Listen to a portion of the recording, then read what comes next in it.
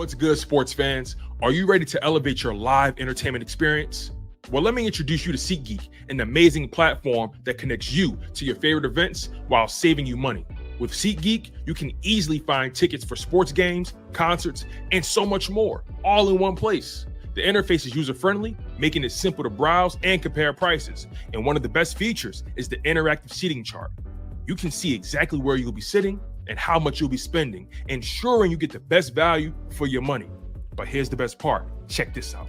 By using my promo code, ChalkItUpSports, you can enjoy a one-time $20 discount on your first SeatGeek order. That's right, $20 off your first SeatGeek order. Imagine catching that thrilling game or concert without breaking the bank. It's a win-win situation.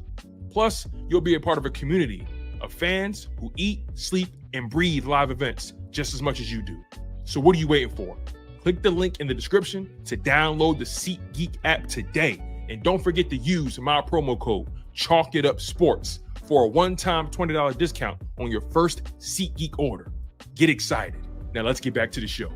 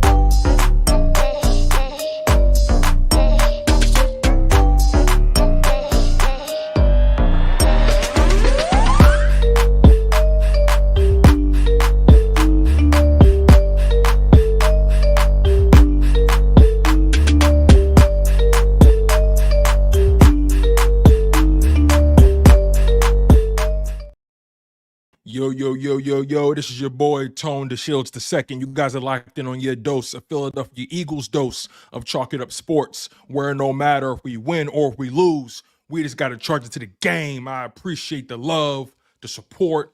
I appreciate the hate. I appreciate the real. I appreciate the fake. You feel what I'm saying? Make sure you guys smash that like button. Give me a thumbs up. Nonetheless, I appreciate you guys. Trust and believe I am blessed by the best. And there's no other place I'd rather be than to be hanging out with the rest of you guys. It means a lot to me. So again, your engagement, you being locked in, it's everything to this show. It's food. It's the mindset that we gotta have when we come into this fold, right? When we come into this locker room, you know, when we come into this ecosystem, this community, you gotta make sure you strapped up and locked in, because things will get real bumpy in here. Sometimes we agree, sometimes we disagree, but the bottom line is thus. We're going to come to some middle ground. We're going to come to some solution. And even if we end up disagreeing, no matter what happens, regardless, you guys, we all want the same thing, and that's the Philadelphia Eagles Super Bowl. And they are so far so good on the season. Have the Philadelphia Eagles had their fair share of hiccups throughout the season? Absolutely. Absolutely. They were trying to figure it out the first 4 weeks of the season, were they not? And look at us now. Look at them now, 6-2 on the NFL season, you know, competing for the division title. You feel what I'm saying? NFC contenders, Super Bowl contenders, if you ask me. The Philadelphia Eagles can run it up with anybody. That's how I'm looking at it. I think the Eagles can run it up with anybody. So make sure you guys smash that like button. Make sure you guys are locked in. I do have a special guest for you guys coming up at 6:30 Eastern time. About 23 minutes. I got a special guest coming on for you guys at 6:30 p.m. Eastern, 5:30 p.m. Central, 4:30 p.m. Mountain Time, and 3:30 p.m. Pacific. So again, make sure you guys stay locked in. The content's only going to get better. Now, this weekend, the Philadelphia Eagles have the Dallas Cowboys. This Sunday, I believe it's a 4 o'clock game, right? Let's double check that. The Eagles play the Dallas Cowboys at 4 p.m. Eastern time, 4:25 p.m. to be exact, on CBS, which is interesting because typically CBS focuses on AFC matchups, right? You don't really see too many NFC games on CBS, right? It's always an AFC team involved. So whenever you see two NFC teams picking up that's always interesting. That's always interesting. But yeah, man, I definitely got to tap in with you guys because, this game from a distance is looking like a layup, right? Is looking like the kind of game that you should take care of business in. And we know the Dallas Cowboys are far from the Dallas Cowboys that we're used to facing. They are a shell of themselves. Dak Prescott, Lord knows when he will come back. He will be going on IR. His hamstring was torn off the bone, which is insane to even think about. So that's unfortunate for him. Unfortunate for the Cowboys, obviously. Get well soon. The last thing I wish is injury on anybody. Get well soon, Dakota. Get well, man. Do whatever you got to do to get back. I don't need the Cowboys making no excuses. Even though, granted, when he was healthy, he still weren't good. But regardless, Dak Prescott out for the foreseeable future, out for the next 4 games at least for the Dallas Cowboys. CeeDee Lamb, AC joint injury. Will he be playing this Sunday? I think he will. I think he'll push to play. But with Dak Prescott not being in, maybe he'll take an extra week to get right. You feel what I'm saying? Because you got to ask yourself, if you're the Dallas Cowboys, what do you plan for? You weren't good when Dak was there, and you expect yourself to be good after the fact. That's the kind of gut punch that makes you question whether or not this team is going to continue to fight, because they've been very disjointed over the past couple weeks. You've seen Trevon Diggs get into it with the reporters. Granted, they pieced it up, but it's been a lot of back and forth between the Dallas Cowboys and the media, and guys don't seem like they're on the same page on the football field. They can't stop the run. They can't run the ball. They can't put points on the board. They can't keep points off the board. They just haven't been a good football team. And the Philadelphia Eagles have found ways to remedy their issues, and they've figured out a way to play to their strengths. So if you ask me, the Cowboys are running into a buzzsaw. The Dallas Cowboys are running into a buzzsaw. And the Dallas Cowboys, their road doesn't get any easier. They got the Philadelphia Eagles this Sunday. Then they got Houston. Then they got Washington. Then they got New York, the Giants. Then they got Cincinnati. That's a tough stretch because the Giants are going to play them tough. And I wouldn't put it past the Giants winning that football game. Because the Giants, one thing I will say, the Giants, every game they play, I feel like they just get in their own way. So this could be a game that the Giants could steal in Week 13. But the Dallas Cowboys, their season is over, and we could put and the Philadelphia Eagles, they can put the nail in the coffin. They could put the nail in the coffin this Sunday, literally. And the way and tell me if you feel differently. The way the Cowboys have been playing, if you get up on them by 17 points, 20 points, I think they're going to tap out. The Jags, they were a little different, but the Cowboys, I just think the way they're constructed right now, how bad they've been playing with everything not going their way, if you get up by double digits early on them in the first half, I feel like they'll tap out. I feel like guys will start making business decisions. I feel like guys will start already get their off-season traveling in order. I really feel like this is the kind of game where the Philadelphia Eagles shouldn't even have to overexert themselves. Run the football, beat them the hell up, get out of Dodge. As a matter of fact, I spoke about this in my last live stream. I believe Kenny Gainwell should have a big day this Sunday. Of course, Saquon is going to do him. But because you have a Thursday game with Washington on such short notice, and that's the better team, the significantly better team, might be one of the best Thursday night matchups we see, other than the one we just saw yesterday with the Ravens and the Bengals. You want to make sure you're ready for that opponent. You want to make sure that Saquon is at the best he could possibly be. So I think Kenny Gainwell relieving Saquon Barkley is going to be more important than ever. More important than ever. You do not want to go into Dallas playing with your food if you're Philadelphia. You know they can't stop the run. You know they can't put points or take points off the board or keep points off the board. This is not the kind of game you need to overthink. Run the ball, get them on their heels, break their will, win the game. Simple as that.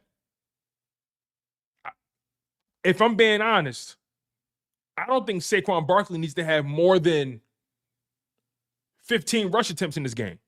That's how dominant he can be in this game, especially if Kenny Gainwell and Will Shipley are relieving Saquon Barkley the way they should. I think Kenny Gainwell, he has to have a good day today. I don't want Saquon Barkley going into that Washington game half-assed and then all of a sudden he get hurt. That's my mindset. Brian Stetcher says, I don't read in too much of Jalen Hurts' ankle injury. It's only a minor soreness. Relax, he had a rest day. Okay, let's see here. Dank Bergang says, we're better than them in every way, though. We are. I agree. I agree.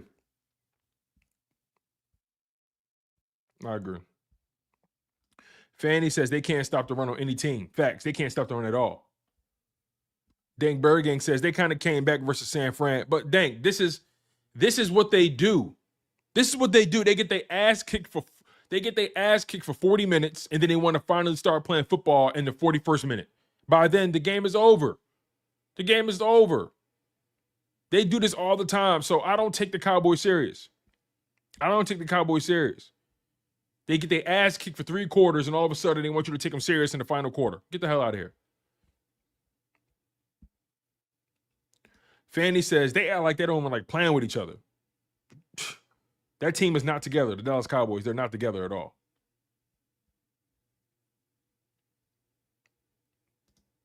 Fanny says because it's a divisional game, she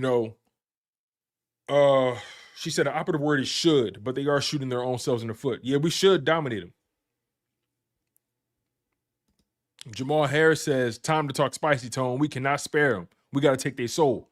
I agree 100%, bro. I agree. It's the kind of game that you don't want to go in there playing with your food. You need to end their season by halftime. Annette, what's going on? She says, I'm more worried about the Commanders game than the Cowboys, honestly. I feel you, but we got to win this game first to get to that one. You want to go into that Commanders game on the right footing. You don't want to go into that Commanders game with a loss. Now, granted, the Commanders, they have a tough game this week as well. They have the Pittsburgh Steelers. That's not going to be an easy game for Washington. As a matter of fact, I think they have Washington so they're home. They're home against the Steelers. So, we'll see if Jaden Daniels can. This may be the best defense he may face. So, we'll see. We'll see if the Steelers can put a damper on the Washington season. Because if they lose that game and you win this one, you take the lead in the NFC East. And then if you beat them on Thursday, you got a game and a half lead. Because I don't think they've taken their bye week yet. I don't think so. Yeah, Washington hasn't taken their bye week. Their bye week is in week 14. So if the Eagles take care of business this Sunday and Washington loses, and then you beat Washington, you got them by a game and a half. So that's what I expect to happen. But again, we need the Steelers to do their job. Overall, though, Washington, their upcoming games is their schedule isn't the worst. They still got to play us twice, still got to play the Cowboys twice, and they got Atlanta and Pittsburgh. So it's manageable for Washington, and it's even manageable for the Eagles. I would say the Eagles' final stretch is tougher. You got 2 games versus Washington. You got 2 games versus Dallas. You got Baltimore. You got the Rams. You got Pittsburgh. Yeah, it's a tough stretch.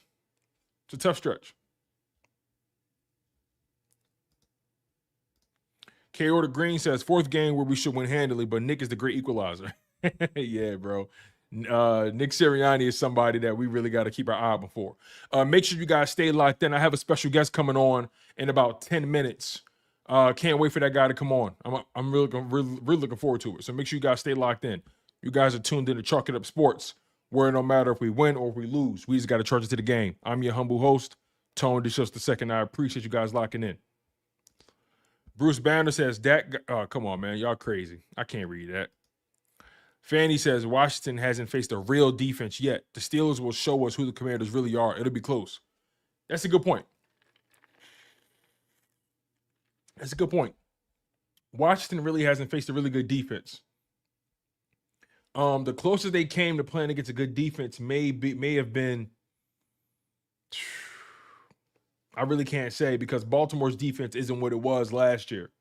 So it's hard for me to really say how good that Baltimore defense is. The Pittsburgh defense will be the best defense they play all year. So it is going to tell us a lot about where they are. And Pittsburgh is playing them at the perfect time, because I feel like at this point in the season, you should know what you are and know what you're capable of. So we're going to find out exactly how good Washington is. We're going to find out exactly how good they are. Same thing with the Eagles, though. They still got to play that Pittsburgh defense, too.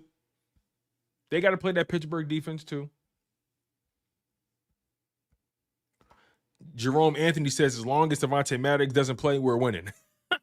Yo, Avonte be getting so much grief. Rightfully so, though. I mean, he hasn't played well in quite some time. His health has been an issue. And he can't tackle. And it always seems like he's a step behind the play.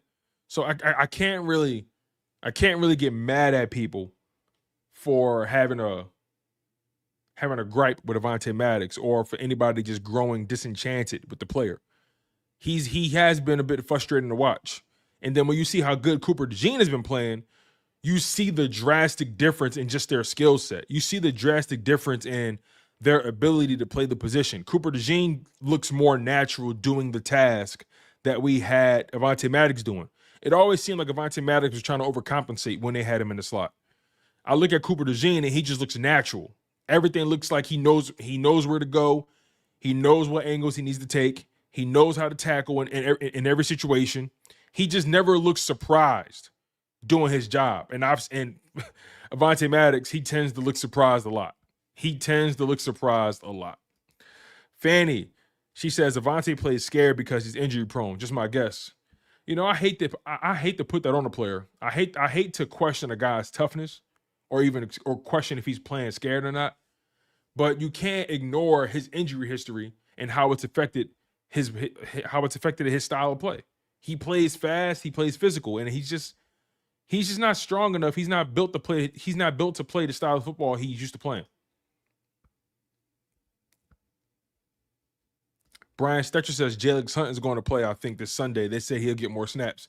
Yeah, Bryce Huff has been dealing with a hand injury. Let me see if I can find the most updated injury report for the Eagles. Let's see what we got here. Okay, we got one.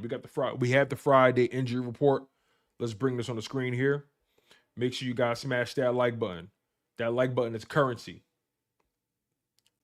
All right, let's get to it. So here's the Philadelphia Eagles injury report as of Friday, November 8th. Okay? As of Friday, November 8th. So you had Saquon Barkley as a full participant. Mekhi Becton as a full participant. A.J. Brown, Dallas Goedert, Bryce Huff, full participants. Jalen Hurts, a full participant.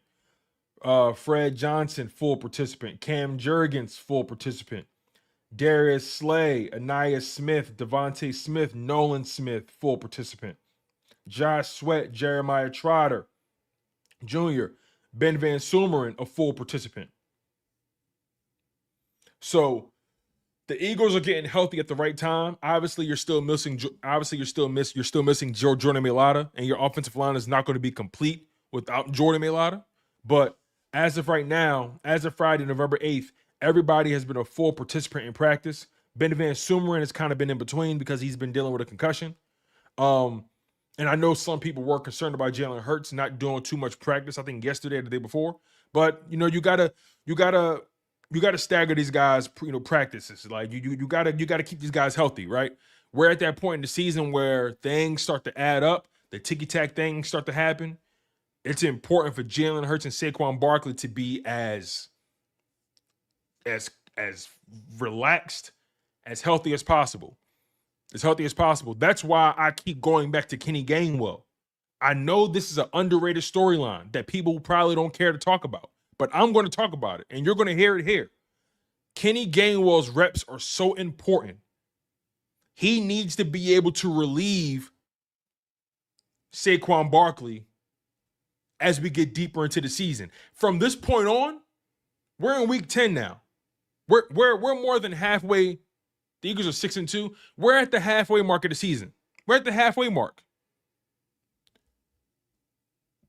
Kenny Gainwell has to do the best version of being a relieving pitcher that he can be for Saquon Barkley.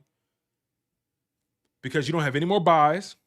You're going to have more home games. You're going to have more home games, in the second part of the season. But you're not going to have any buys, right? From this point on, it's regular season, then playoffs, and wherever you take it from there. You want to have Saquon in tip-top shape, and he's been carrying the mailbox. He's been carrying the mail for a while for this team, So again, I'm not saying Gainwell hasn't played well, but Gainwell has had games where he's just been taking a snap or two. He hasn't really impacted the game, and he hasn't impacted every game. And that's what I'm trying to say. I'm trying to get across that Kenny Gainwell's reps are so important when it comes to Saquon Barkley's longevity over the entirety of a season. Simple as that.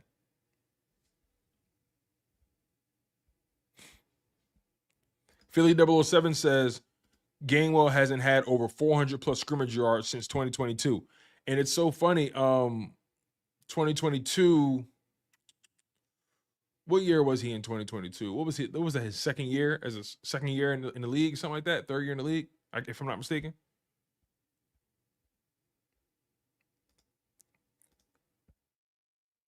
Philly D says, I disagree. He's played well this year.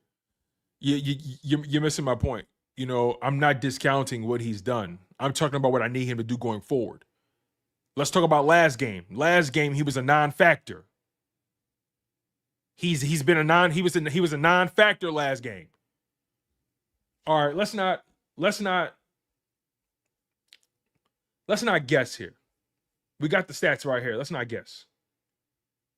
Let's just call it what it is. Because me personally, I need more from Kenny Gainwell. I don't know if y'all feel the same, but I need more from Kenny Gainwell. Let's bring this on the screen. All right, this is Kenny Gainwell's stats.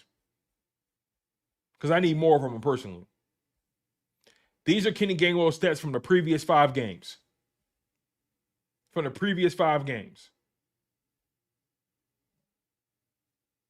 Do you need more from Kenny Gainwell, yes or no? Do you need more from Kenny Gainwell, yes or no? In the context of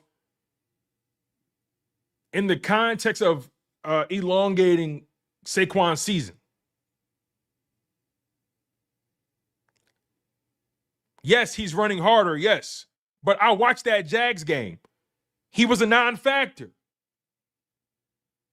That Cincinnati game, he had the 110-yard run, and then after that, what? So all I'm trying to say is, if he can start off strong, you'll see them getting him more reps. And again, I don't give a damn who it is. I don't care who it is. I don't care if it's Will Shipley or Kenny Gainwell. I'm under the impression that you want Saquon to last the whole season.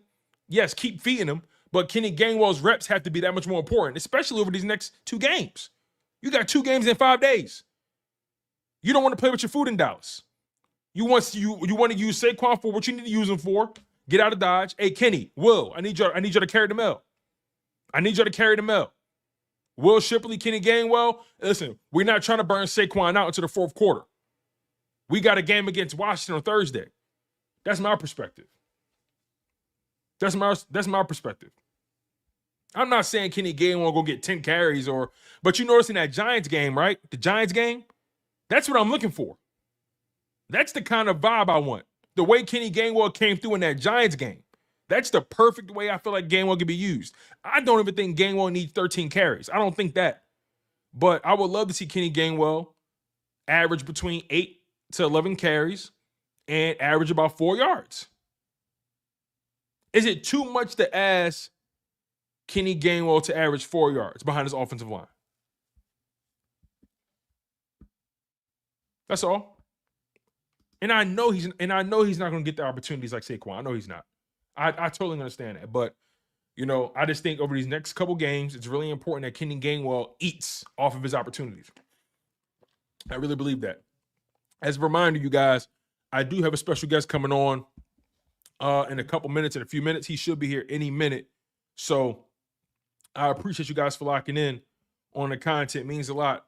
Make sure you smash that like button. I'm your humble host, Tone DeShields II. You guys are locked in on Chalk It Up Sports, where no matter if we win or if we lose, we just got to charge it to the game.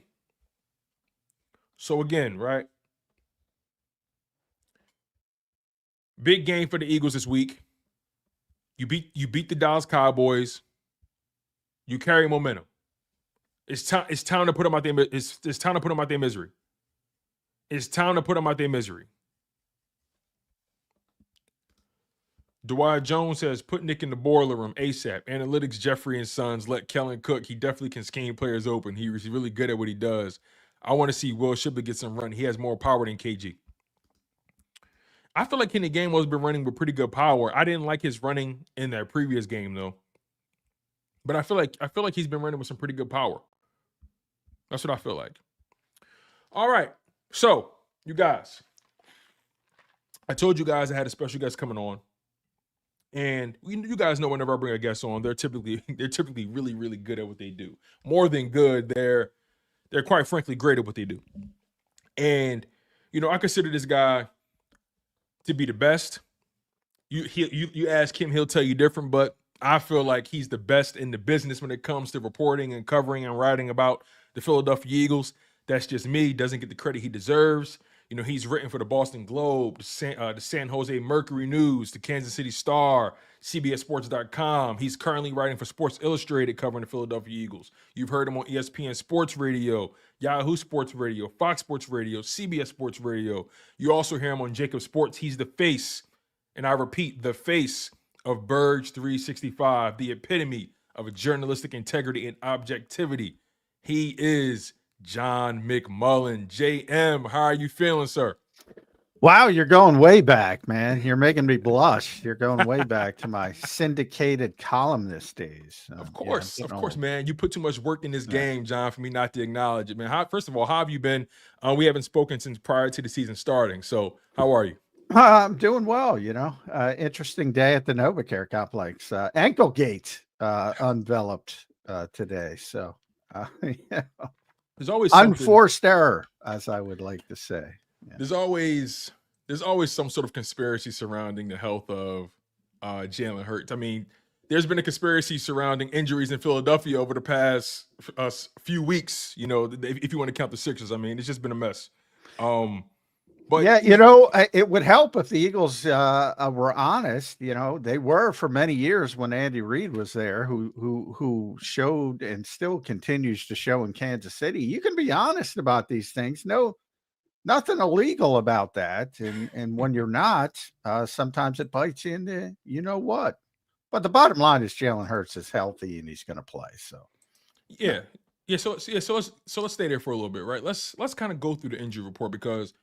There was a little, like you said, there was a little bit of a ankle gate regarding Jalen Hurts. He didn't practice yesterday. Just walk me through what you know about the Philadelphia Eagles injury report. I know they released one today, but just break it down to me how you see it. Well, they had a walkthrough on Wednesday, so it was an estimated injury report, and they had a bunch of guys on there, including Jalen Hurts and Saquon Barkley. Those were the two guys who were not given injury designations. They were rested. So the designation was rest. The problem was Jalen is dealing with a bit of ankle soreness. So if they just would have put ankle on there, Nick Sirianni would have said, he's dealing with an ankle. And he was back at practice Thursday, practice fully today. No game status, meaning he's not questionable or he's going to play. So, Right. if they just did that, it wouldn't be a problem. But now the NFL is probably going to have to take a look at it and, maybe they'll get fined. Probably not, because you can argue these things, and at this time of year, week 10, everybody's sore. So Right. you can describe it as rest and probably get away with it, but just silly, unforced error, as I said. But overall, tremendously healthy. 52 of the 53 available players are full goes. The only one who isn't is Ben Van Sumeren, and that's because he's in the concussion protocol, so that's out of the Eagles' hands. Talked to Ben this week. He's fine, but it's tough to get through that thing in 1 week. So he's touch and go for the game. Everybody else is a full go. Everybody. One injury that stood out to me, that was kind of strange, was the Bryce Huff injury, because he only played 6 snaps in that Jags game, and because of that, people have kind of already been on the edge when it comes to Bryce Huff. The first 4 weeks he was a non-factor. He kind of came on over these past 4 games, being better in run defense, and they kind of used him situationally as a pass rusher and the 4-point stance and all that kind of stuff. But break down your understanding of Bryce Huff's situation. Was it a wrist? Was it a hand? It was a wrist, and he hurt it during pregame against the Jaguars. So, the strange part was, Big kind of explained that when you have somebody who's dealing with something, you prefer to go with somebody who's 100%, but which makes some sense. But the problem there is he played his first snap really early, and then they didn't play him again, and he played like 5 snaps really late in the game. So the question is, well, if he could have played, why didn't he play? Right. Um, and the answer to that is probably because he didn't want to play him, and he's not playing well. And but at the end of the game, when guys got banged up a little bit, he went back in and played a little bit. Um, they're going to need him. I mean, what you saw last year, what a lot of snaps did to Josh Sweat. He was great early. He kind of plateaued and wasn't performing as well late in the season. Now all of a sudden you're seeing the spike in snaps again, so you probably want to be cautious with that. Brandon Graham's 36 years old, and I probably told you, and I've told a bunch of people that before the season, this is it for Brandon. So I always thought that he was going to play more than people expected because he can empty the gas tank. So it was a little bit counterintuitive, but in the past few years, the Eagles have been careful with his pitch count, understanding he was going to be back. Now he's going to retire so they can empty that gas tank. But still, you don't want him playing as much as he's playing. And now Nolan Smith is dealing with a groin injury. Point I'm trying to make is Bryce Huff needs to play, needs to be in that rotation. And the Eagles got to figure it out because it's obviously already a disappointment when you talk about bringing in a guy for $51 million, but they need him. They need him to get through this season, and they got to figure it out as best way possible because Jelix Hunt isn't ready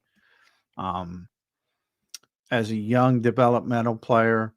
So they need something from Bryce Huff, and he's got to start this weekend in Dallas because Nolan Smith is dealing with a bit of a groin injury. So he's got to be out there for at least 25 snaps or so. Yeah, it's interesting, right? Because this defensive line as a whole, they started off they were very underwhelming the first 4 weeks, had a hard time getting any pass rush, had a hard time stopping the run or being consistent at it, right? We saw flashes from this team in those first 4 weeks in various areas. Okay, the red zone defense was pretty stout, but then they had a little bit of a setback against the Buccaneers, and then you had that Saints game, and you're like, okay, is this what this defense can be when they're clicking on all cylinders, right? Because at the time the Saints were the hottest offense in football. Those first 4 weeks, they gave you these little threads of like, okay, if they can build off this, then maybe we have something here. Then you get to these most previous 4 weeks, the second quarter of the season, basically for the Eagles, and they're holding teams to less than 20 points. They're keeping touchdowns off the board. They're forcing more turnovers. The defensive line is getting more pressure. And then I bring that back to Bryce Huff because there was a point where he got a sack and a half over the course of 2 games. And then he kind of came back down to earth a little bit.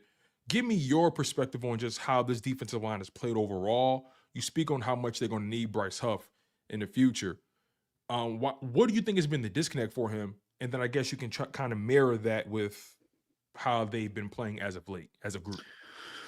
Well, I think the group, I mean, everybody, the defense as a whole, since coming back from the bye. Now, part of it is the schedule, no question about it. You've gotten a little bit of a lightening up of the opponents and the New York Giants and Cleveland Browns, Cincinnati Bengals, although they looked pretty good offensively against Baltimore last night. And obviously, Jacksonville had a bunch of injuries on top of the fact that they're not having a great season. So that plays into it. But you also have to give credit to the group as a whole. I mean, this is the third-ranked defense in the NFL right now. And Jalen Carter is starting to play like we all expected Jalen Carter to play. Sacks or not, it's about impact, and he's creating a lot of problems up front. Josh Sweat is having a good season. Again, little concerned about how many snaps he's playing. Brandon's Brandon when he's out there. It's amazing how productive he is at both setting the edge and talk about that 4th and 1 and him alerting Cooper DeJean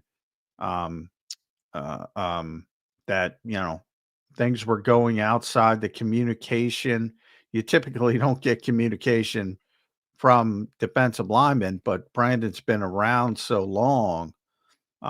It's gone in that direction. Milton Williams has picked it up over the stretch. He's playing good football. Jordan Davis, you and I have talked about it a lot over the years. A little misunderstood as far as his role. He's very good at his role.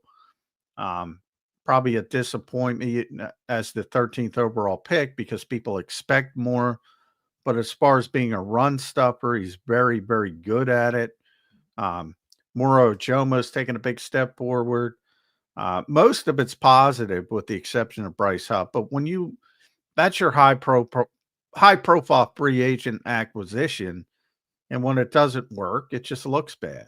And, Vic is pretty blunt, Vic Fangio, and it seems like he just doesn't like him as a player, which is disappointing because,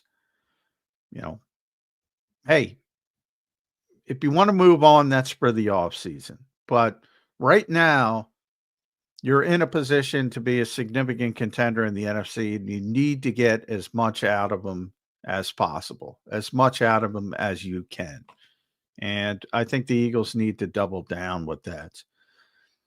I just, you got to make it work as best as possible. So you didn't have a problem with them not making a move at the deadline? No, not particularly. I mean, here's the thing. Zadarius Smith is because Detroit's the best team in football right now. That's the team you're probably going to have to beat to go where you want to go. And they're able to get a guy who can still play, a veteran player. But understand that they lost Aiden Hutchinson. So they had an obvious need. For the Eagles to make a move like that, they would have had to make 2 moves. They would have had to have brought in Zadarius Smith and figured out a way to get rid of somebody, most likely Bryce Huff, which is virtually impossible. So, I know fans don't care about the business part of it, but it's real. It's part of it. And you're not going to sit a guy who you signed to that $51 million. You're not just going to sit him on the bench and say, all right, that's it. It's not how the NFL works. It just isn't. So you can talk about it, but you have to be a realist about it. Yeah, it's funny just staying on the defensive side for the Eagles because some people did feel like, hey, maybe they could use some more edge help, but because the way the group, like we talked about, how they've come on, and in this Vic Fangio scheme, right? I've said this prior to the season starting. I can't remember if we had a conversation about it, but I was always under the impression that there's nothing. Okay, this defense doesn't have a plus pass rusher or a plus edge rusher, right? I mean, if you want to call Jalen Carter a plus pass rusher at the D tackle spot, okay, maybe, but on the edge, they really didn't have that A plus edge guy. They really just have a bunch of B minus, borderline like C plus, a bunch of guys flirting in that C plus B range as a pass rusher. And then when you think about the way Vic Fangio's defense is being played and how it's being executed by the players, right? I know you had your concerns about this defense. You always have, and as long as I've known you, you've never really been a fan of the bend but don't break. But based off how they've been playing, what's been your perception on how the players have received the coaching, how players have been developing in this system, how they've been communicating? Because again, this defense is filled with a bunch of young guys at key positions. So just break down your perception of Vic Fangio's defense and how they've just been marrying themselves to it. Yeah, I can't say enough about Zach Bond and Nakobe Dean, especially. Over the past 2 weeks, they've been the best linebacking duo in the NFL.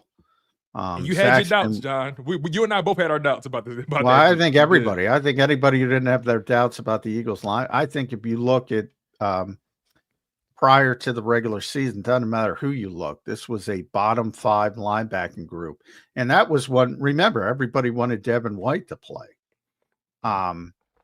It looked terrible on paper, and nobody saw Zach Bond coming. The Eagles didn't see Zach Bond coming. It's well, if you go back to Howie Roseman, I won't take credit for it, but I'll say this though. I did say I have a feeling he's going to fit nicely here. That's what I said. Well, if you go back to Howie Roseman when he signed the guy, he didn't even sign him to be an all-ball linebacker. Right. He was at the spring meeting saying, talking about Andrew Van Ginkel and replicating that role as a hybrid defender, trying to bring in a unique player that Bick had utilized in Miami. And all of a sudden, Bick gets him and says, yeah, you know what? I think he looks like an all-ball linebacker. And even Bick has said, I didn't know. I just thought he had some attributes that could translate well to that position. So, when Howie Roseman says that and Vic Fangio says that, yeah, I mean, and I think we all looked at Devin White and Nakobe Dean. Now, I wasn't a Devin White guy, and I tried to warn people on Devin White. But ultimately, I thought when we got to week 1, the linebackers were going to be Devin White and Nakobe Dean.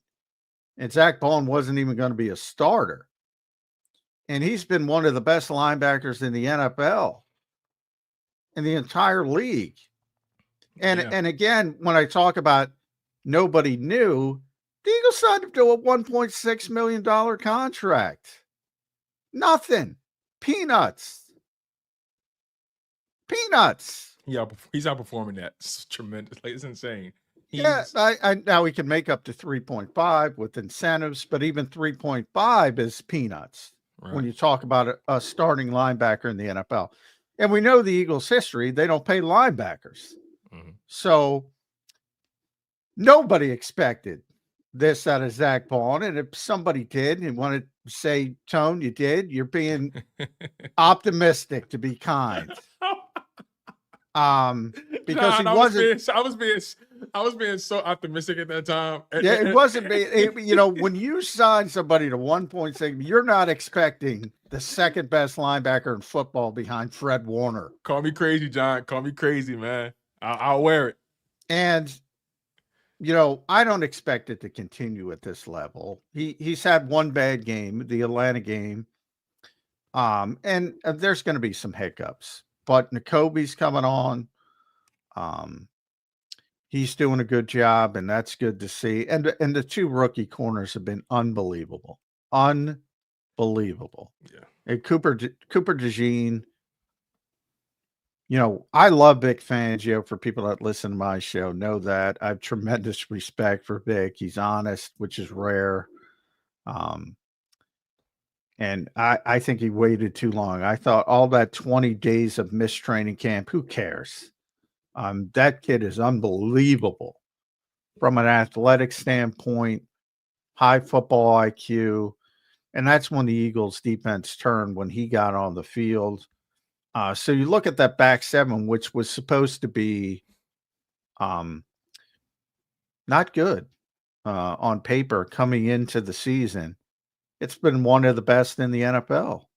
So, was there any way to even yes, Quinyon Mitchell, and we're going to talk a little bit more in depth about him, but Cooper DeJean in particular, there was no way anybody could anticipate him being this good this early. I mean, he looks like he's been playing in the league for a few years at least. His instincts, his instincts in the short yardage situations, his ability to communicate. There was a sequence in that Jags game where it was a short yardage situation, if I'm not mistaken, and him and Quinyon were lined up next to each other, and I think the Jags had two receivers stacked, and Quinyon had signaled. I think Quinyon signaled to Cooper, or vice versa, that they're going to have to pass these guys off, and Cooper's ability to just mirror the receiver, stand in his hip pocket, forcing an incompletion. I mean, he's just been such a instinctive player with amazing athletic attributes. There was no way you could have predicted a player being this good this early. There was no way. Well, you never expect somebody to play like that early in their career. And especially he was an outside corner at Iowa, so he's playing a new position. You mentioned that play. That's the play I was talking about where Brandon Graham alerted him. Okay, BG. And Cooper DeJean, Nakobe Dean sort of backed it up. So he heard it from two more veteran players. He was ready for it. It was Evan Ingram. He was ready for it. And he did a tremendous job. And if you go back to Cincinnati, that's that play is unbelievable. The Jamar Chase one, right? Yeah. Yes. For anybody, Jamar Chase just went off for 264 yards. And I have seen that play so much in the NFL, covering all the way back to Chris Carter that I used to cover. You try to out leverage the defender with motion. You start motion one way, you go back and really quickly go back again. Jerry Rice used to do it all the time as well. Two Hall of Fame receivers made that famous. Andy Reid calls it corn dog now. The Eagles lost the Super Bowl on it, essentially. That's the play they ran. Now, it's a little bit different, a little bit more new age in the fact that they try to put some more, probably too much into it, because all you want to do is out leverage the guy, and Chase went to the flat instead of just trying to outrun him. But also, if you watch that play, the other receiver, and Isaiah Rodgers had him, I forget who the receiver was. He was running a rub route to make sure that Cooper could not get there. And Rodgers did a good job signaling Cooper to get it on top. Mm-hmm. Don't try to go underneath him. Yes, that's a good point by you, because you never want to undercut your linebackers in a situation like that. And he did again. Then you saw the athleticism take over, and I think people don't realize. Let's be honest, there aren't a lot of white cornerbacks in the NFL, and they don't expect Cooper DeJean to be athletic. And he's one of the most athletic players. Kent Lee Platt is he's got a sort of website X platform account called Math Bomb, and he all he does is go back to 1987 and chart all the people that went to the combine and rate them against each other.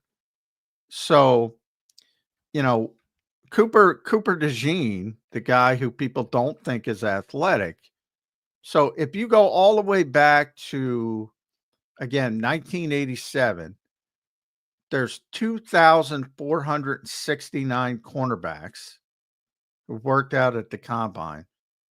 Of that group, Cooper DeJean is 28th.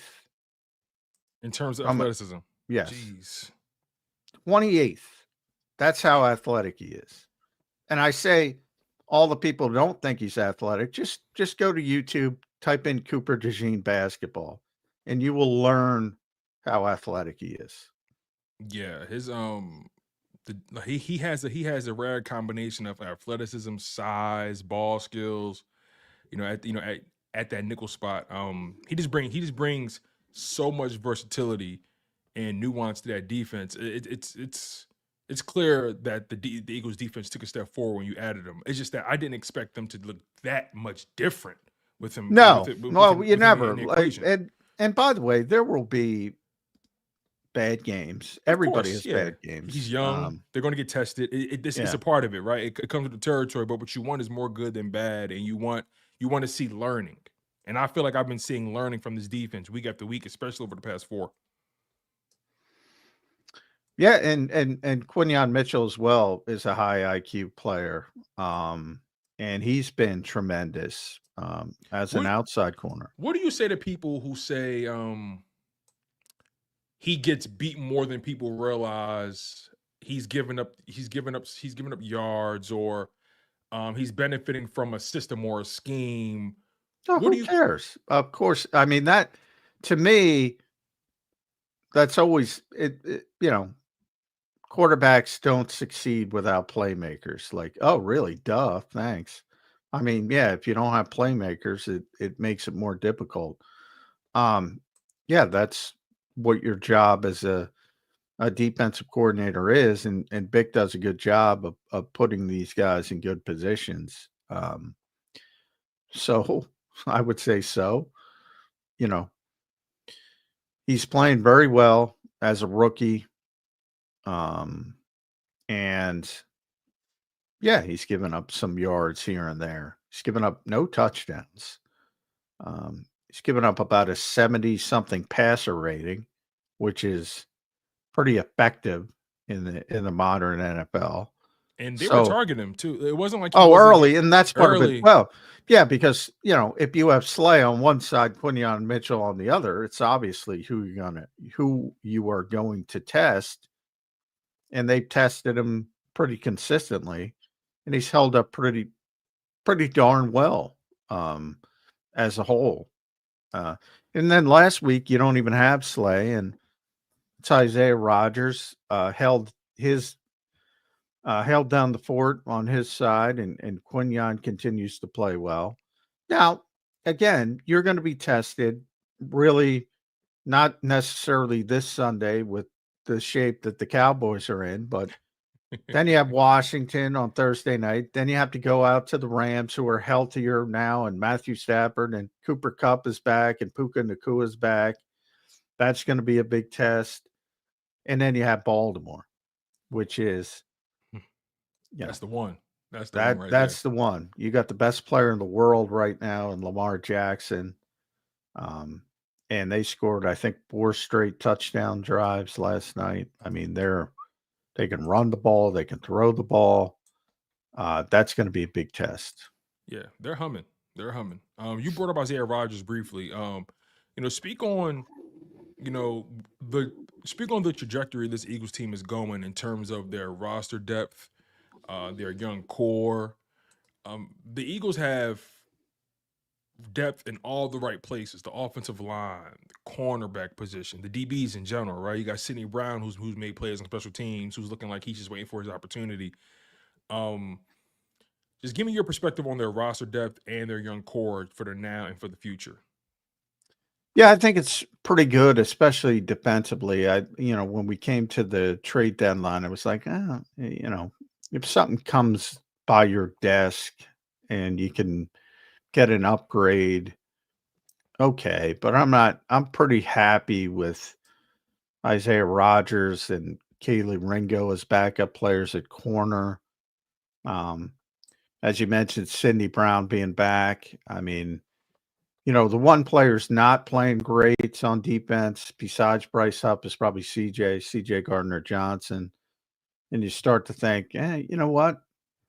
All right, maybe that won't work out, but so what? Because Sydney's coming back, and he looks like um, he's going to be a significant piece sooner rather than later. Reed Blankenship's having a very good season. The linebackers we talked about, and even that, Ben Van Sumeren, playing fullback and linebacker and That special teams. that was fun.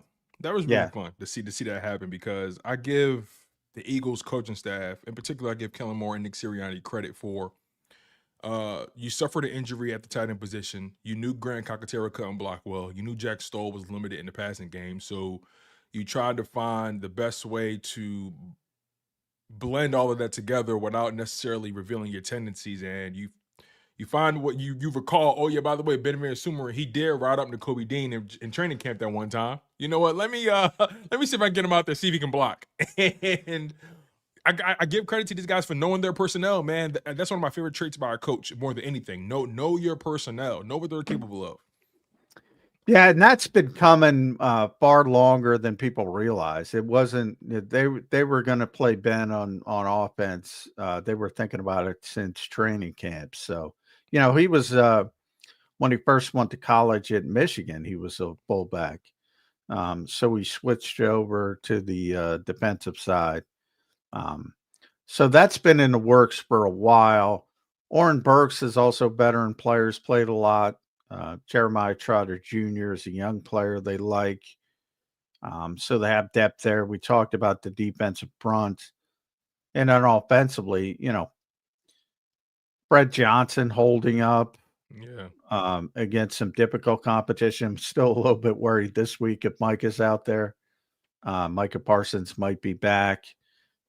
That's a concern. But as a backup player, there's not much to complain about with Brett Johnson. Tyler Steen has had to play at times. He's been solid.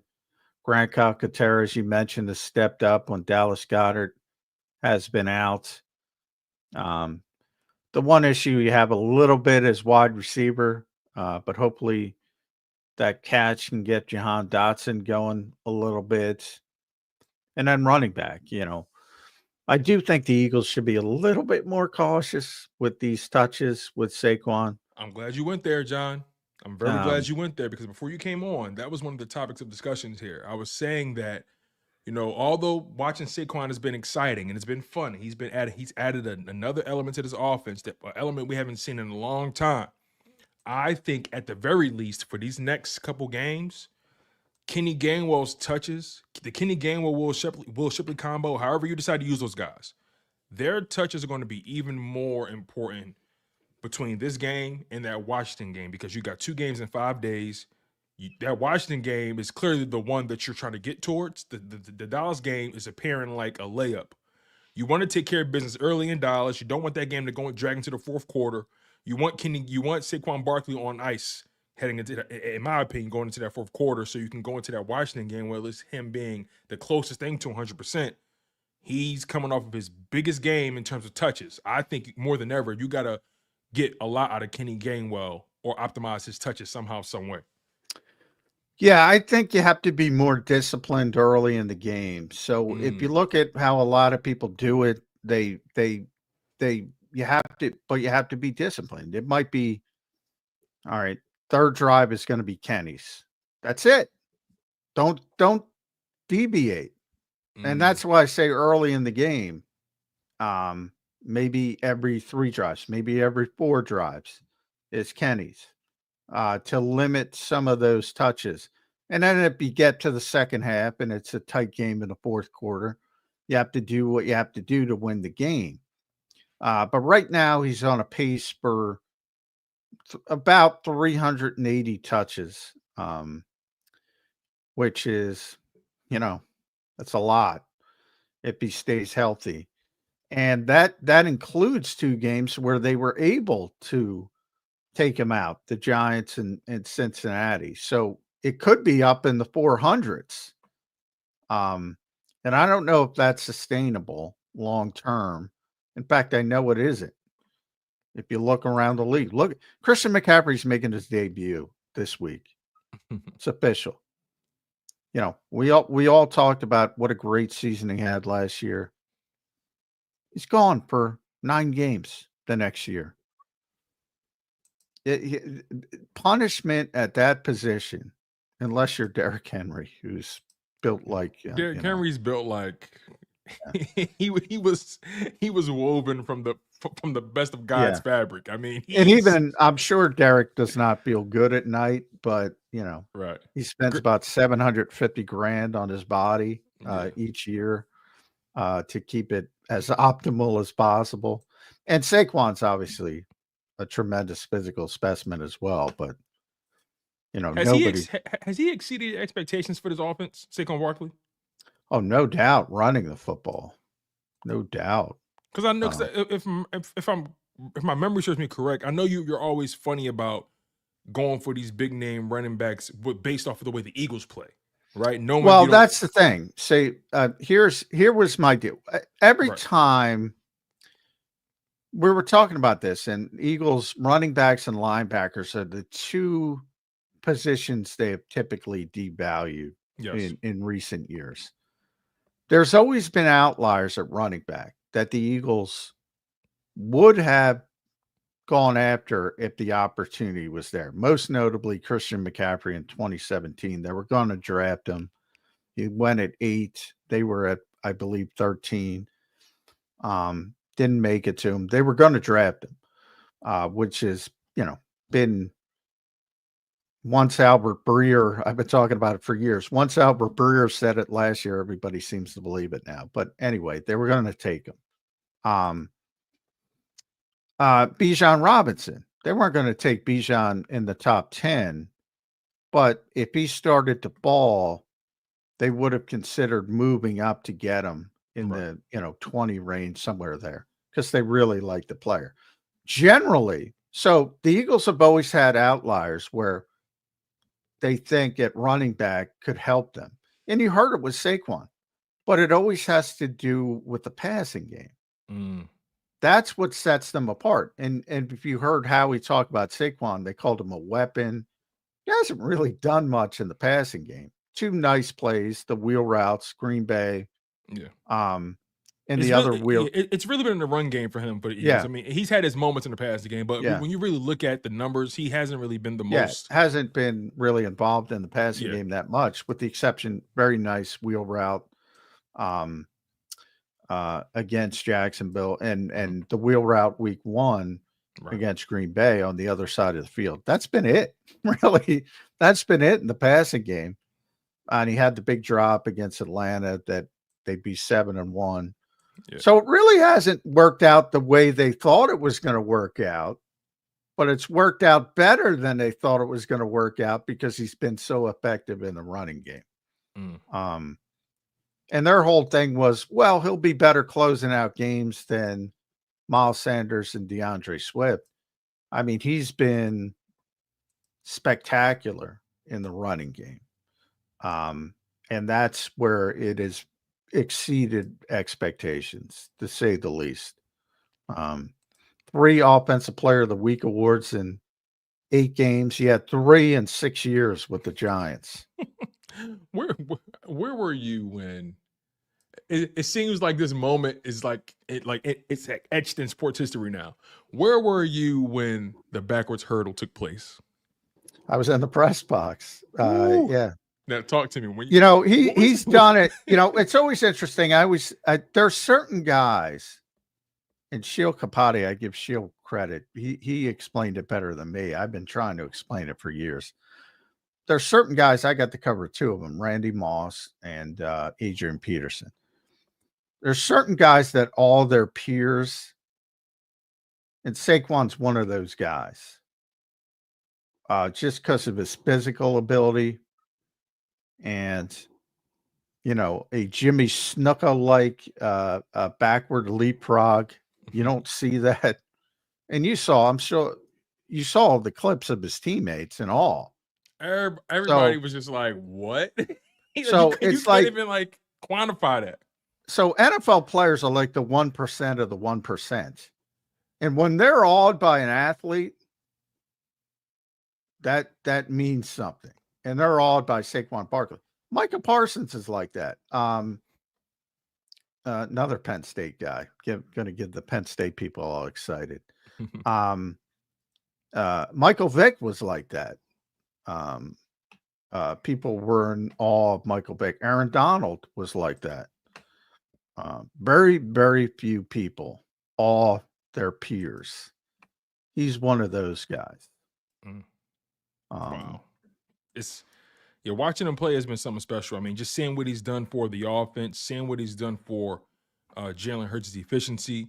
Let's get into that, right? Because the first 4 weeks, Jalen Hurts had his fair share of struggles. It seemed like everything that plagued him from the 2023 season was carrying over to the 2024 season, and we were questioning if Kellen Moore was the right guy. How much is Nick Sirianni still influencing the offense? There were so many different narratives pertaining as to why Jalen Hurts and his offense was still kind of disjointed or a little herky-jerky. And these past 4 weeks, we've seen damn near a resurgence of the 2022 Jalen Hurts. He's more efficient. His passes are more potent, more effective. He's using his legs. He seems like he has more pep in his step. He looks more confident. Maybe not this week with the ankle, but yeah, we're going to see. Yeah, we're definitely going to see about that. But just give me your perspective on Jalen Hurts' early struggles in the season and just how he's been able to turn them around over these past 4 games. Well, I think it's two things. One, they're making it easier for him, but even more importantly, I think people forget AJ missed 3 of those 4 games. So, absolutely, I mean, that's a big part of it. Yeah, when he's not on the field, they don't play well, basically. And luckily, they got the one drive against Jacksonville when he went out, the 2 Devontae plays. It was continuing against Jacksonville. So luckily he'll be back. I think, for whatever reason, people forget the context as the season goes on. So he missed 3 of those first 4 games. The Green Bay game, he was off the charts. And then since he's been back, he's been tremendously effective. Number 2 of 128. Of the 128 receivers PFF has graded, A.J. Brown is number 2. So that tells you at the level when he's been out there, that's the difference. And then the Tampa Bay game where everybody lost their mind because they played so poorly. They didn't have A.J. Brown, Devontae Smith, and Lane Johnson. It's like, what do you expect? Ed Kratz and I every year do our top 25 Eagles players, regardless of position. So just best pure football players. This year, number 1 was A.J. Brown. Number 2 was Lane Johnson. Number 3 was Devontae Smith. So if you don't have those players and you're surprised that the Eagles didn't play well, that's kind of on you. You don't replace players like that. You hope to persevere a little bit better. But so a lot of it was circumstance and who was the old cliche in the NFL. It's not who you play, it's when you play them. It's a hell of a lot easier to play Dallas this week with Cooper Rush, even though they weren't playing well. You're much more concerned if Dak Prescott was out there. Whether people like him or not. And the same with the Eagles in Tampa Bay. Look, they might, now Tampa Bay's missing Mike Evans and Chris Godwin. Go play that game again, and the Eagles have AJ, Devontae, and Lane Johnson. See how it works out for Tampa. Yeah, I feel you. The bottom line is, these quarterbacks can be as talented as they want, but there's only really 1 or maybe 2 guys in this league that can just go out there and run it up with anybody.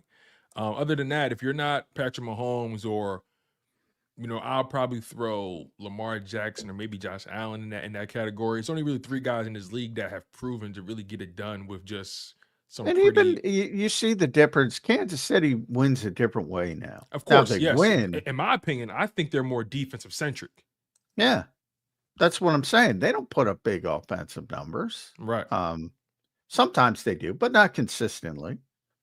And they haven't really since Tyreek Hill left. So they go about it a different way. Now, generally, Patrick's the kind of guy who's going to make a play or two that breaks your back, Exactly. and that's impressive. Right. I guess what I'm trying to say is there's really only a few guys that are good enough to win games and overcome it. Yeah. And the reality is, I'm watching CJ Stroud play. He hasn't had Nico Collins in weeks. He lost Stephon Diggs for the rest of the season. And he's looking. Yeah, he's had a bunch of bad games. He's come back down to earth. Jordan Love, he's battled injury, but he also has turned the ball over in every single game he's played this year. So, and he has pretty much his weapon. So there's so much nuance that goes into a lot of these quarterbacks and how they play. And I guess when I look at Jalen Hurts, again, this is my humble opinion, there always seems to be a different, and maybe this is me being a sensitive Eagles fan, John, so I always look to you to correct me with this. But it seems to me that there's always a different set of expectations when Jalen Hurts is playing versus these other guys. When Jalen Hurts is doing well, hey, A.J. Brown's on the field. What do you expect? C.J. Stroud and those other guys are playing. Well, they're just really, really, really, really good. It's like, okay, hold on, wait. Well, Nico Collins and Stephon Diggs aren't there. I think that's Philadelphia-centric because, okay, look, it doesn't matter. Any city, the quarterback is under a microscope, whether the quarterback is good, bad, mediocre. They're always under a microscope. I think right now, today, as we speak, you and I speak, I think the best player in the world is Lamar Jackson. Nobody gets more shit than Lamar because he hasn't done it in the playoffs yet. That's true. And as I said, Joe Burrow is having a tremendous season, but nobody seems to know it because they haven't won games because they're not out there by themselves. We know you used to listen to me and Jody go back and forth with Brock Purdy. Yet magically, he performs better when Brandon Ayuk and Deebo Samuel and Christian McCaffrey are out there. And it becomes more mature when they're not. It should be common sense to people. Trevor Lawrence, people say he stinks. He's actually, if you look at the film, he's actually playing at a pretty high level, but he doesn't have a lot of help right now. And on and on and on. But I agree with you. If you're talking about truly elite quarterbacks, I think there's four of them. Patrick, Lamar, Josh Allen, and Joe Burrow. That's it. And I think Jalen Hurts is in that next level. And depending on how he's playing for a stretch, he's should be mentioned with everybody else. Aaron Rodgers was once there, but obviously at his age. But right now, I think there's only four truly, truly elite quarterbacks. And Jalen's right there in the next group. Yeah, I would probably say three, but 3, 4. I mean, the bottom line is you're right, though. It's very select. It's a select few. It's a select few. A couple more, John, and then I'll let you go, man. You've given me so much of your time, man. I really do appreciate it. Me and you talk, we can just go. I want to get your perspective on Nick Sirianni's in-game decision-making. I know. You thought you was going to get through a whole conversation with me and not bring it up, but I'm bringing it up because you're the person I look to kind of rationalize my irrational thoughts. So, again, Nick Sirianni's in-game decisions. Let's not sugarcoat it. Let's not bury the lead here. It's been questionable, to say the least, throughout the season. Not every game, but throughout the season, it's been sprinkled in.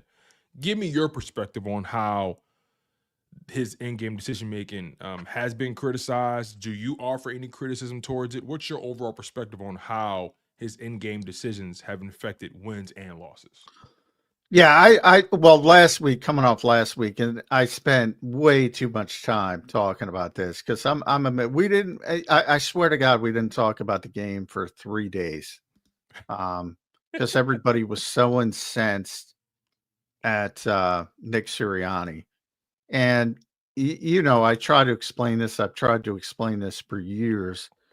People think they're judging decision making or play calling, but they're really just upset at the outcome.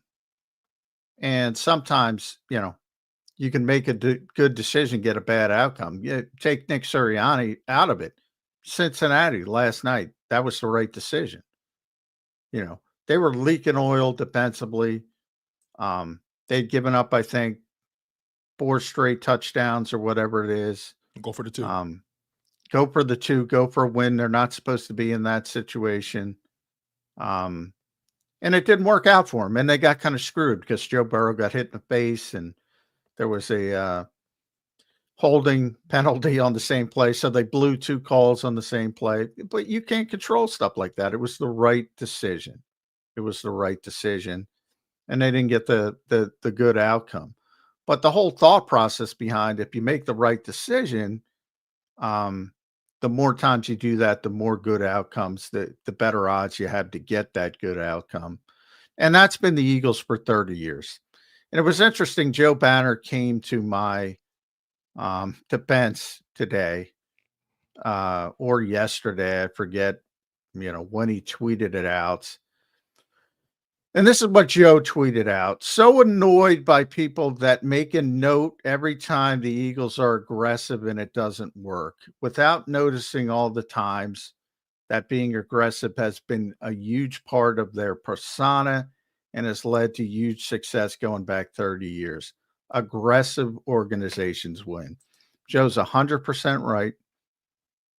The reason the Eagles have their 1 Lombardi trophy is because they were ahead of the curve in this league when it came to aggressiveness. They came into that game 18 of 20 converting tush pushes. It was nearly automatic. Anytime you give up a free yard, they're going to go for it. Unless it's in the 4th quarter and there's some weird, like obviously if they need an extra point to go ahead, they're going to kick the extra point. But if you give them a free yard, they're going to go for it. You can argue Jalen Hurts got in. I thought he got in on the 1, right. And for some reason they didn't overturn it. And then the other ones, 4th and 3. That's a touchdown. A.J. Brown is open for a touchdown, or maybe he gets tackled at the 1. I feel like Hurts could have drove that ball a little bit more. He's way late. If he throws the ball on time, if he throws the ball on time, that's a touchdown.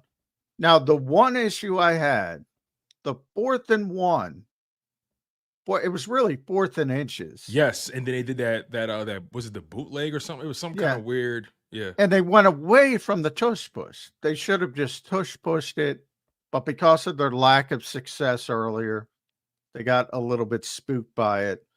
So overall, I have no problem with the decision making. It's ironic, in the same game, Doug, who knows it better than anybody because he was here.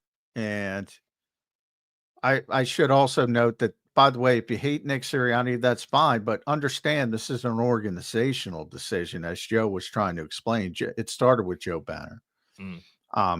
So whoever the next coach is, they're not hiring somebody who doesn't go in that situation.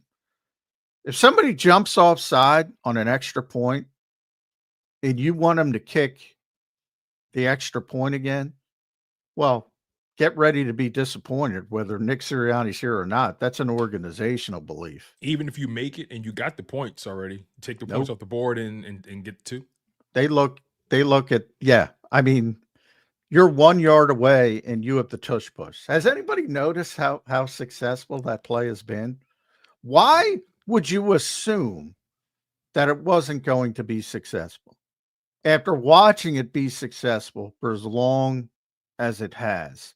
Now, you can make it better argument this week after coming into that game, Tone. They were 18 of 20 in tush pushes. When you put it that way, you can't get mad at someone for trusting their personnel in those situations. I think the frustration came in by the result. It's always as Joe points out, without noticing all the times that being aggressive has been a huge part of their persona. You know, fourth and whatever it was, AJ Brown, go route, touchdown.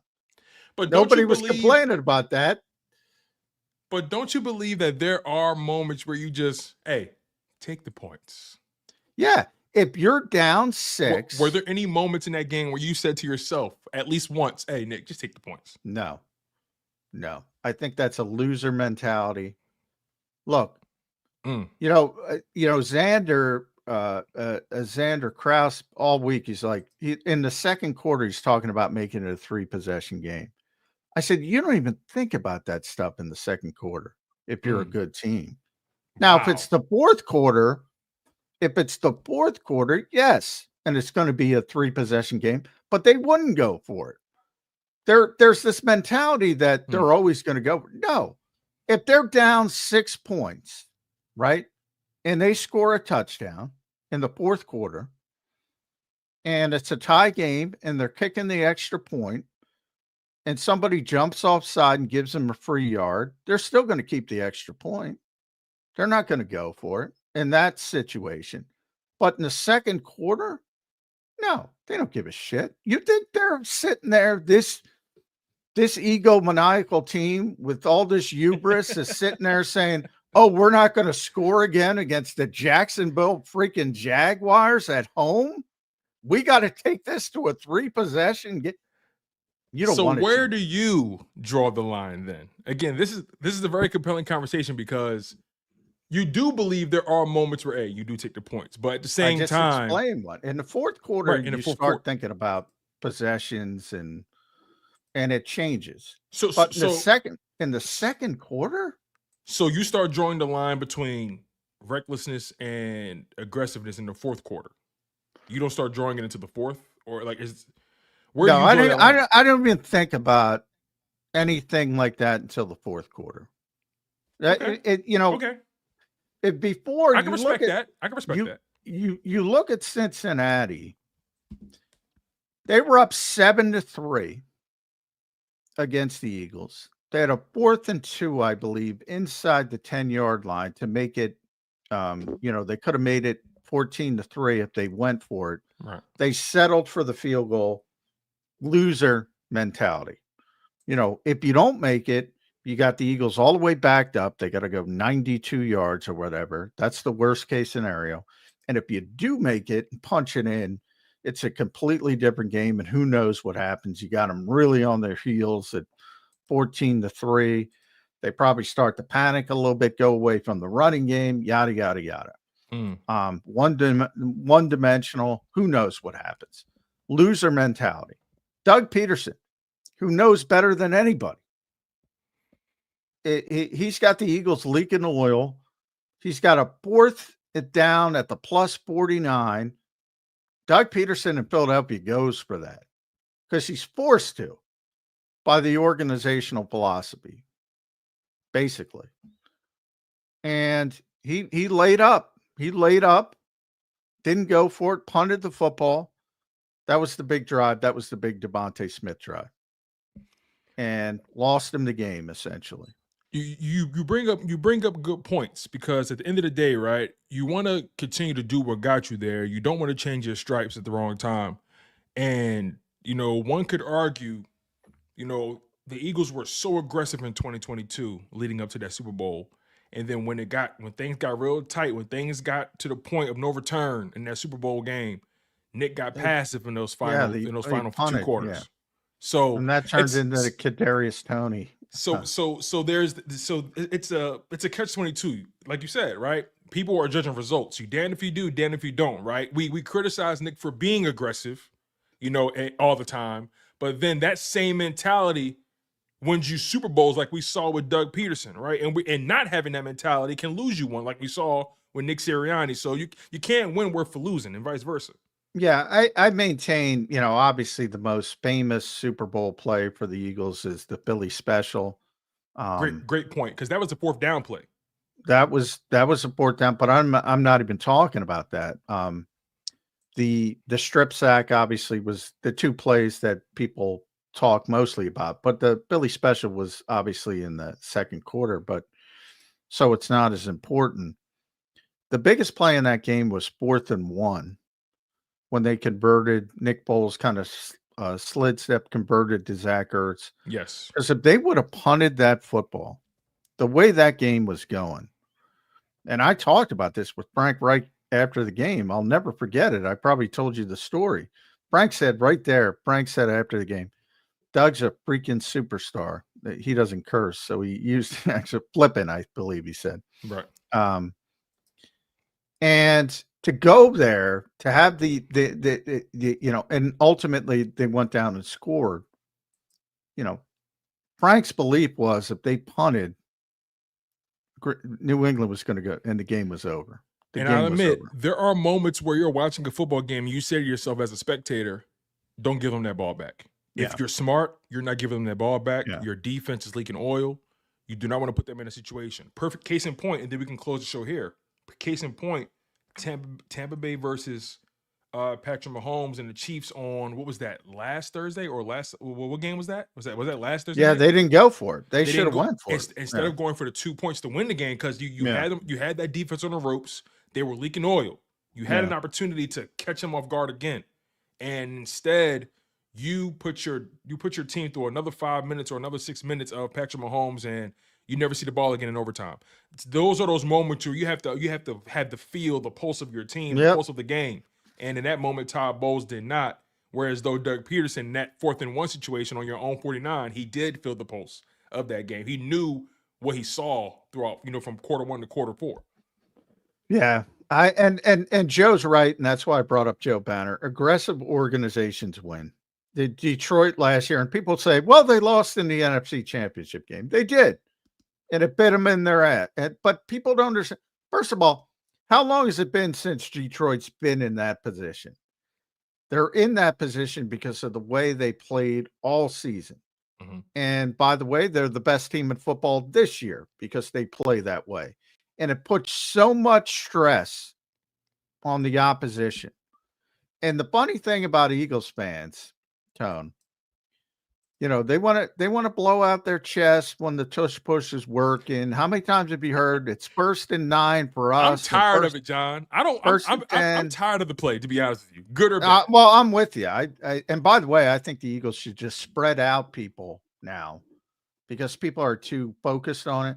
Mm-hmm. So I think they should spread out. Jalen Hurts is still going to convert all the quarterback sneaks. I agree. I mean, it's not like Smitty and AJ are back there really doing the most pushing. I mean, so it's a waste of time. Just spread those guys out. And, But I think it was sort of a bully play, and it's sort of I think it was more of a sort of demoralizing play for the opposition. Mm-hmm. And I think now that people have are ultra focused on stopping it. I think you just spread them out, and you easily, because I think people forget how good the Eagles were at quarterback sneaks with Carson Wentz. They've been a good quarterback sneak team for a very, very long time because of their offensive line. But aggressive teams win. Joe's right. I mean, think about it. 1st and 10. 3 plays to get 10 yards or 4 plays. How difficult in this environment is it to stop a good team 4 consecutive plays from getting 10 yards? Listen, it's hard to stop a bad team when they're on your own 13-yard line to stop in 4 plays. It's hard. Yeah. So I mean, thank God for a Nakobe Dean interception, right? I mean, in certain situations, you don't want your opponent having all 4 downs. And exactly, you're right, man. When you're as talented as the Eagles or the Lions, right? Because I think they play the game similarly as far as how they're constructed, how they optimize their quarterbacks as pass attempts. I think Detroit and Philly are very close in terms of how they play. But yeah, man, you're right. Aggressive teams win championships. When you're not aggressive and when you're passive in this league, you wait for things to happen instead of making things happen. So you bring up a good point. And you've kind of you've soothed my concern about Nick Sirianni, because at the end of the day, right, this same mindset that we criticize him for may be the mindset that helps you get back to that big game. So let's try to take it with a grain of salt. At the end of the day, players decide the outcome. They got to go out there and play. They got to execute. Right. Yep. And I think these coaches, Kellen Moore, Vic Fangio, Nick Sirianni, I think they have done a good job had getting his team ready, especially over the past 4 weeks. Yeah, and it'll probably continue this week, and then you're really going to find out who the Philadelphia Eagles are with that 3-game stretch. Washington here in Philadelphia, at Los Angeles, the Rams, And then and Pittsburgh, at right? Baltimore, I believe. Baltimore, Pittsburgh Baltimore. might be. I forget. Yes, no, you're right. I think you're right. So it's going to be the Eagles next up. They have, let's see here. You said Cowboys, then he got Commanders, Rams, Ravens, Panthers, then Steelers. Yeah. So yeah, I mean, in my opinion, these next 6 games are going to be very interesting for the Eagles. You got Commanders twice. You got 2 AFC North teams in the Steelers and the Ravens. Then you got the Rams, who are going to play you tough and they're getting healthy. So these next 6 games aren't going to be easy. The easiest game clearly Carolina's going to be pretty easy. That's going to be a layup. Yeah. But your season, you're 6-2 right now. Over that 6-game stretch, can you go 4-2, 5-1? I mean, that's the challenge. Yeah, I mean, it's going to be really tough to beat Baltimore on the road. Yeah. I mean, Washington, the 2 games at Washington are going to decide against Washington are going to decide the NFC East. Yeah. Pretty confident in that. I agree 100%. And Washington has the Steelers up next. I think the perfect situation for the Eagles is you take care of business against Dallas. Washington loses against the Steelers. You face off against them on Thursday night. You win that game. You take a game and a half lead, or you take a game and a half lead in the division. Yeah. But even at that point, it's nothing's guaranteed. So it's going to be exciting. It's going to be fun, John. Are you going to the Dallas game? I am not, unfortunately, and I'm upset about it because they have the best spread in the business. I said, say what you want about Jerry Jones, but he classes that place up, man. I'm telling you. Can't get mad at it. John, listen, you've given me more time than I deserve, my friend. You put in so much work, time and time again, and I'm just grateful for your friendship, grateful for your insight, and again, just grateful for your time, my friend. So anything that you want to promote, anything that you want to let people know what you got working on at si.com. People hear from me too much. I'm trying to, in my old age, I'm trying to slow it down a little bit. But for you're a man of the people, JM. Yeah, for you, you're a man of the people, JM. Anything. They love you. And yeah, I actually didn't get back to you quick enough. That's my fault. But I get so many text messages a day, it gets buried. And hey, listen, this is what happens when you're one of the best, right? The phone never stops ringing, John. So I get it. I'm just glad that I know a celebrity. That's all it is. So. Yeah, a Z-level celebrity. I'm a local Z-level celebrity. Not in my eyes, man. You're a star. And on that note, John, I appreciate you, my friend. It's always love whenever we connect. It's always like Voltron, my friend. So you take care. You enjoy your holiday. I'll tap your shoulder sometime. Where are we at? This is week 10. Week 10 already, man. Yeah, I know, it's crazy. I'll probably tap your shoulder once we get closer to that week 15, 16, where the playoff picture is really pretty much taking shape, and now we're talking about seeding. So yeah, I'll tap your shoulder around that time, and we'll figure out where this team is going by then. All right, buddy. Good talking to you. All right, James. You take care, my friend. It's always love. Shout out to my man, JM. Shout out to him, man. Always does great work whenever he's on the channel. Man, oh, man. That was a hell of a conversation, y'all. That was a hell of a conversation. I did not expect the conversation to go that long. But, again, whenever me and John connect, it's always fun. And I always appreciate John's time because I really think his insight is a stabilizer for me. There are times where I do look at the game through the fan mindset, but I also can get analytical and really just be honest and objective. But there are times where, again, I'm human, so there are moments where I could be looking at something through some midnight green colored glasses, or I could be looking at something a little bit too critically, and maybe it's not that big of a deal. So again, I appreciate JM, especially when it comes to the Nick Sirianni perspective, because there are people who genuinely believe he's going to cost them a big game. There's people who believe that. But then there's also people who say, look, that same mindset got you to a Super Bowl in 2022. That same mindset won you a Super Bowl in 2018, right? So it's you can't have it both ways at the end of the day, right? You can't have it both ways. And me personally, there is a fine line between being aggressive and being reckless. I'm still under the mindset that Nick Sirianni was a bit reckless in that game. That's just my opinion. I feel like he was still a bit reckless in that game, but I had more of a problem with the going for 2 points rather than the field goals. That was more so my issue. But again, right, when you're 18 for 20, when you're 18 for 20 doing the tush push or the brotherly shove, I hate the tush push. I hate the name. I hate the way I hate that name. But when you're above 90% as far as success rate when it comes to the brotherly shove, how can you get mad at them trying it when you're that successful? You feel what I'm saying? It's kind of hard to really nitpick when you have a play that's you've been successful 18 out of 20 times. What are the odds someone stops me now? It's less than 5%, less than 10%. So, at the end of the day, you do the best you can with what you got, and you live and die by the results. You live and die by it at the end of the day. This is a results-driven league, and sometimes it works in your favor, sometimes it doesn't. Nick Sirianni's been he's been the same. He's been the same person. He's been the same person. That's one thing I can respect. That's one thing I can respect. Nick Sirianni has been the same dude. And I can respect that more than anything else, being the same guy, no matter if I like it all the time or not. He's been the same guy. Nonetheless, that's our show, you guys. I really do appreciate the love and support you guys have been providing, man. You guys were awesome today, making things real dope for my man, John McMullen. You guys are spectacular. Make sure you guys smash that like button. And by the way, make sure you guys smash that like button. I'm your humble host, Tone DeShields II. Make sure you guys are subscribed to Chalk It Up Sports, where no matter if we win or if we lose, we just got to charge it to the game.